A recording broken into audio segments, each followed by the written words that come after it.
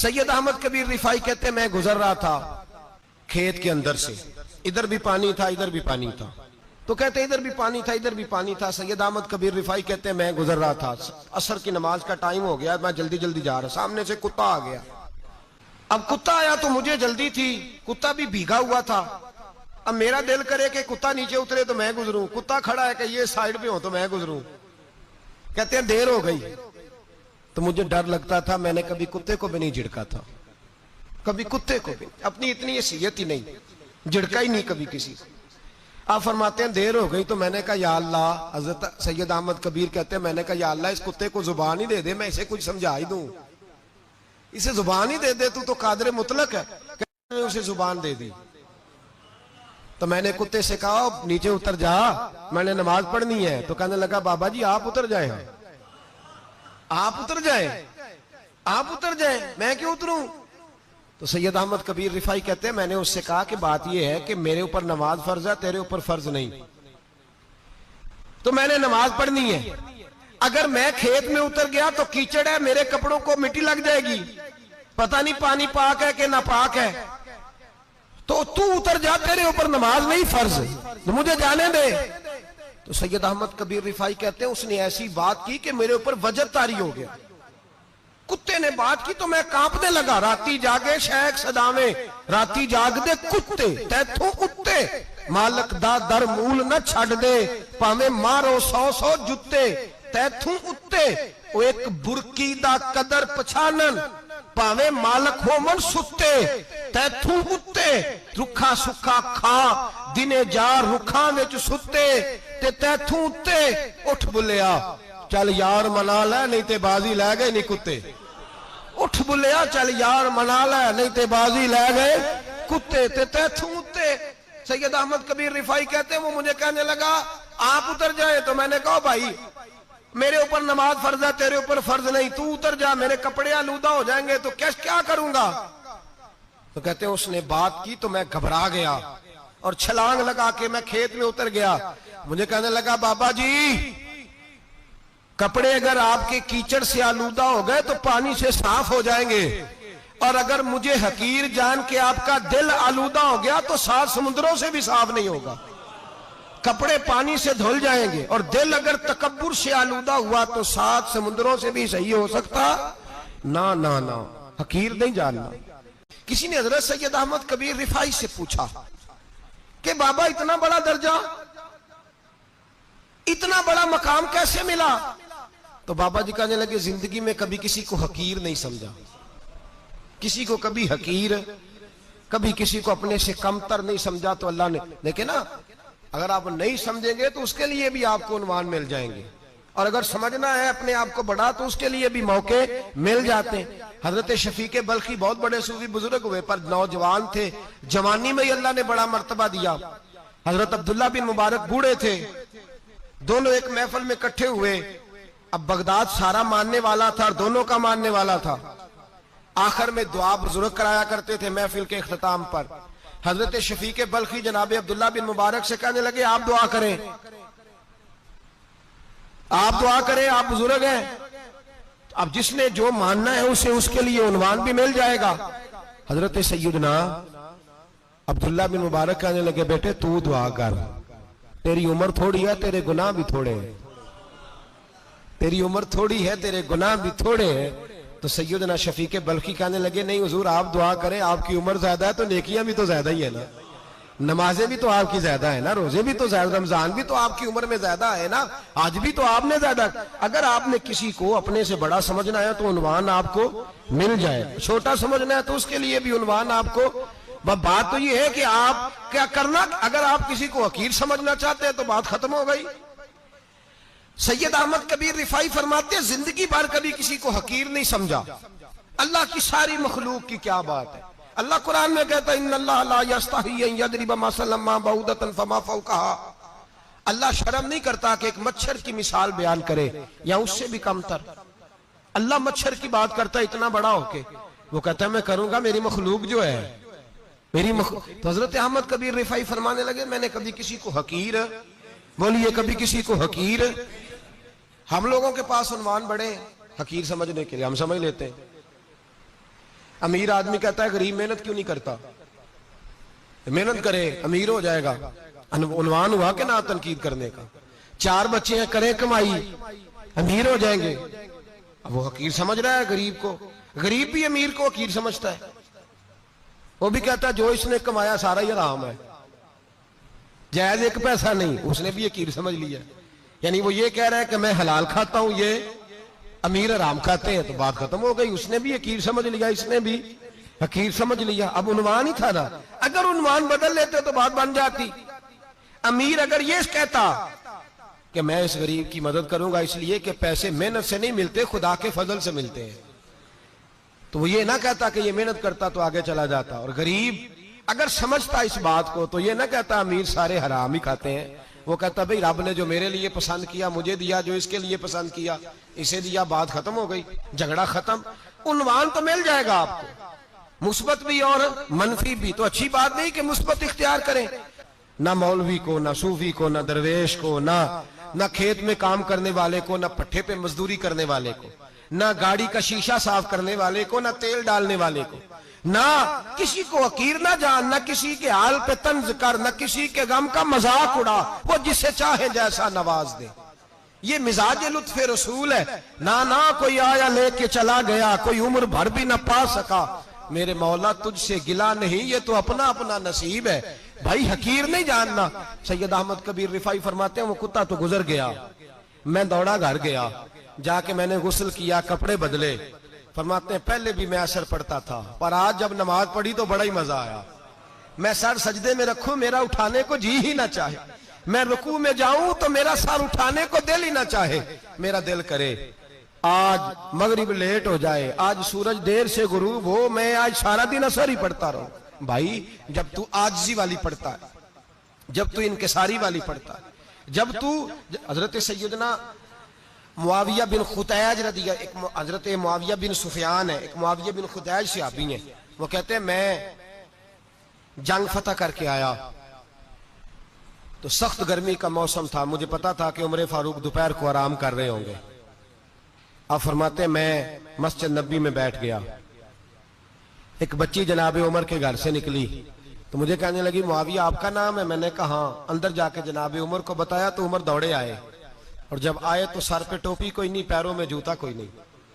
कहने लगे मैं तेरा इंतजार कर रहा था, आज मुझे उम्मीद थी तू आएगा, तूने बताया क्यों नहीं? तो मैंने कहा हुजूर मुझे पता है रात सारी आप चेहरे पे कपड़ा डाल के मदीने की गलियों में रहते हैं, तो दोपहर को आप आराम करते होंगे, इसलिए मैंने कोशिश की कि आपको बेदार ना करूं, आप आराम कर रहे होंगे, इसलिए ये मैंने कोशिश की कि मैं बैठता हूं मस्जिद में आराम करता हूं, जब आप आएंगे तो देखी जाएगी। हजरत उमर फारूक ने जलाल किया, फरमाया तू मुझे गाफिल समझता है कि मैं सो जाऊंगा? और आप फरमाने लगे मैं कौम का खादिम हूं जिसकी इतनी ज्यादा रियाया हो वो सो जाए चुप करके, मैंने जवाब नहीं देना अल्लाह की बारगाह में?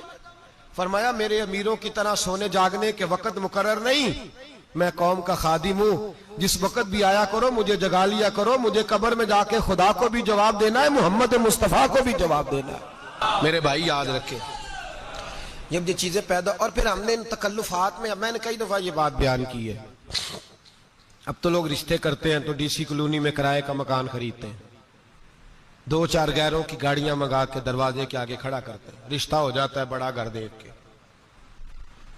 और जब शादी के चौथे दिन पता चलता है कि ये किराए का मकान था, तो रिश्ते मकानों पे कायम नहीं होते, एतबार पे कायम होते हैं। वो एतबार टूटता है तो जिंदगी भर कायम नहीं होता दोबारा। जो आप हैं आप वही रहें, जो आप नहीं है वो कभी बनने की कोशिश ना करें।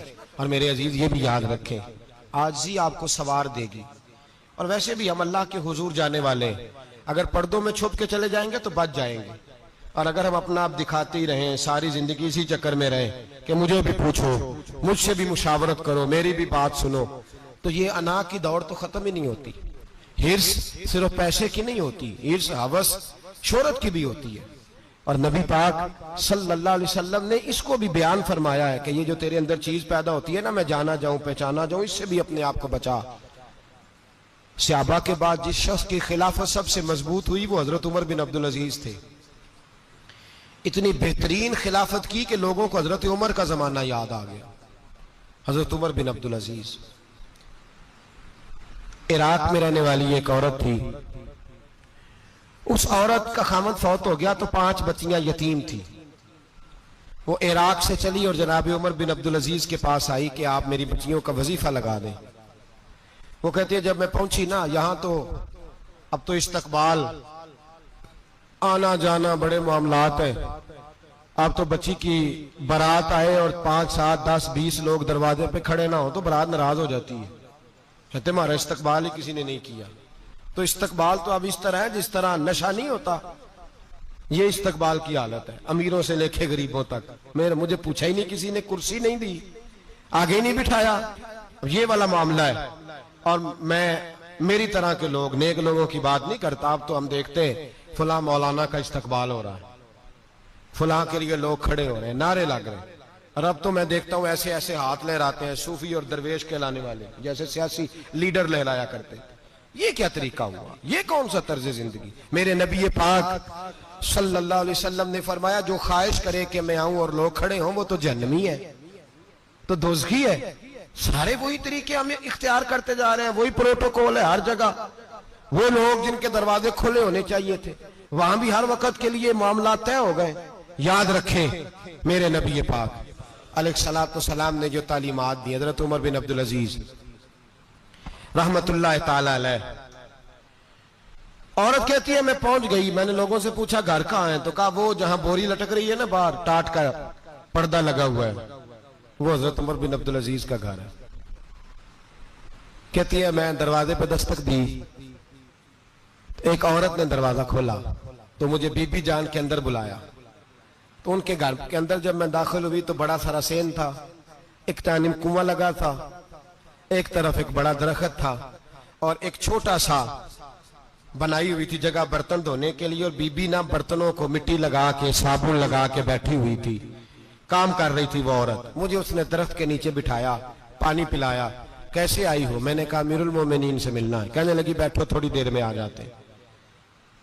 कहती थोड़ी, मैंने समझा घर की कोई मुलाजमा है, मैं बैठ गई। थोड़ी देर गुजरी, फिर दस्तक हुई, उस बीबी ने उठ के दरवाजा खोला। तो जब वो शख्स अंदर आए तो कहने लगी बड़ी देर से बर्तनों को साबुन लगा के बैठी हूं, कहाँ रह गए थे? कहती है वो साहब कहने लगे बस जरा मसरूफ हो गया, तो दौड़े गए, कुएं से पानी निकाला, बीबी को दिया, उसने बर्तन धोए। कहती है फिर थोड़ा सा सिरका और एक रात की रोटी वो लाई, उस शख्स ने खाई। मैंने कहा कि ये दोनों घर के मुलाजम है, मियां बीवी काम करते हैं। जब वो खाना खा चुके तो वो औरत मेरे पास आई, कहने लगी उठ के मिल लो अमीरुल मोमिनीन से। मैंने कहा कौन अमीरुल मोमिनीन? तो कहने लगी कब से तो आए हैं, ये जिसने कुएं से पानी निकाला यही मुसलमानों का अमीर है, और ये जिसने दरख्त के नीचे बैठ के सिरके से रोटी खाई है यही। ये फरिश्तों की दास्तान नहीं, ये वो लोग हैं। मैं रात को भी कह रहा था एक जगह पे कि ये लोग जो है ना जिनका आप रोज शिकवा करते हैं हुकूमतें बड़ी खराब हैं, ये कोई नहीं खराब, बिल्कुल खराब नहीं। जितने सियासी लीडर हैं सारे सही हैं।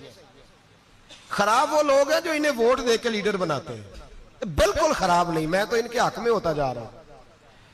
नाराज हो गए ना आप लोग? अल्लाह करे तुसी हो जाओ तो अगले इलेक्शन च सियाने भी हो जाओ, आमीन तो कह दे। मैंने कोई मशवरा नहीं देना, इसलिए कि मेरी नजर में कोई ऐसा शख्स नहीं जिसके लिए मैं आपसे कह सकूं कि वोट दें। और हम तो ऐसी बात करें तो कई लोग नाराज होकर चले जाते हैं, लेकिन कोई परवाह नहीं, इसलिए कि ये दीन मेरे नबी पाक का दीन सिर्फ मस्जिद का दीन नहीं। इंशाअल्लाह आइंदा जुम्मे नजरिया पाकिस्तान बयान करूंगा और बताऊंगा कि पाकिस्तान का मतलब क्या, ला इलाहा इल्लल्लाह मुहम्मदुर रसूलुल्लाह सल्लल्लाहु अलैहि वसल्लम। हुजूर का जो कुरान नाफज होगा मस्जिद में, वो कुरान कचहरी में भी नाफज होगा इंशाअल्लाह। और वो कुरान नाफज होने आया है, असेंबलियों में वही कुरान नाफज होगा इंशाअल्लाह। और यही चिराग जलेगा तो रोशनी होगी। बयान करेंगे और डट के बयान करेंगे, आपको बताएंगे। बात जो बात समझा रहा हूं फिल वक्त वो समझे, मुजरम वो नहीं जो बड़ा बन के लूटता है, मुजरम वो है जो उसको सपोर्ट करता है, जिसने उसे बड़ा बनाया है। ये याद रख ले, हमारी कोई बचत नहीं होगी, हमसे पूछा जाएगा। हम सारे कचहरी में खड़े होंगे, अल्लाह सवाल करेगा कि तुम बताओ तुम इनके मददगार क्यों बने थे, तुम सपोर्ट क्यों करते थे, ये पूछा जाएगा और हमने जवाब देना है। बहरहाल आम दाम पर सर मतलब जनाब उमर बिन अब्दुल अजीज रहमतुल्लाह अलैह के वो बीबी गई तो कहने लगी कि ये अमीरुल मोमिनीन ने कहा, वो उठ के हाजिर हुई, कहा हुजूर मैं इराक से आई हूं, मेरा खामद फौत हो गया, मेरी 5 बेटियां हैं, वजीफा लगा दे। वो बीबी कहती है मेरा दिल था कि यतीम बच्चियों का 100 दिनार साल का लगा देंगे तो बड़ी बात है। कहती है जब मैं उनके पास गई तो हजरत उमर बिन अब्दुल अजीज को बताया तो वो रोने लग गए और मुझसे माफियां मांगने लगे। मैंने कहा हुजूर आप क्यों माफी मांगते हैं? तो कहने लगे इसलिए माफी मांग रहा हूं कि तू मेरी रियाया में थी और तेरी 5 बच्चियां यतीम थी, तुझे खुद चल के आना पड़ा है। मेरा काम था तेरी खबर लेता, माफ कर दे अल्लाह की रिजा के लिए। उन्होंने वजीफा लिखना शुरू किया तो मेरी एक बच्ची का 1000 दिनार साल का लिखा। मैंने कहा अल्लाह तेरा शुक्र है। फिर दूसरी बच्ची का 1000 लिखा तो मैंने कहा अल्लाह तेरा शुक्र है। तीसरी का 1000, चौथी मैंने कहा शुक्र है। जब चौथी का लिखा तो मैंने कहा अल्लाह आपका इकबाल बुलंद करे, अल्लाह आपको हमेशा इसी तरह फलता फूलता रखे। कहते हैं जनाब उमर बिन अब्दुल अजीज ने कलम रख दिया, फरमाने लगे मैं 5वीं का वजीफा नहीं लिखूंगा, 4 बहनों से कहना बांट के इसे भी दे दें। कहा हुजूर क्यों? आप फरमाने लगे जब तक तू अल्लाह का शुक्र अदा कर रही थी मैं भी रब से जुड़ा हुआ था और अल्लाह से डर के लिख रहा था। अब तूने मेरी तारीफ की है, अब मेरी जात आ गई है। अब मैं अगर ये वजीफा लिखूंगा तो इससे अल्लाह राजी नहीं होगा, इससे मेरे नफ्स में रिया पैदा होगी। अब मैं 5वीं का नहीं लिखूंगा, जा और जाके इराक के गवर्नर को दे। बीबी कहती है मैं घोड़े पे बैठी और मैं चंद दिनों के बाद इराक पहुंची। जब सवेरे आके मैंने वालिए इराक को रुका दिया तो वो चीख मार के रोया। मैंने कहा क्या हुआ? तो कहने लगा बीबी आज रात को हजरत उमर बिन अब्दुल अजीज का इंतकाल हो गया, फौत हो गए, तो इंतकाल कर गए। कहती मैं भी तड़प के रोई। मैंने कहा मेरी यतीम बच्चियों का क्या बनेगा? तो वो गवर्नर कहने लगा तेरे वजीफे जारी रहेंगे, तुझे मिलते रहेंगे। तो कहने लगी कैसे? कहने लगा मैं अगर तो गवर्नर रहा तो तेरा वजीफा जारी रहेगा और अगर गवर्नरी से उतर भी गया तो मैं जाती तौर पे मालदार हूं, फिर भी तेरी बच्चियों के माहाना पैसे पहुंचते रहेंगे। मैंने कहा तू क्यों देगा?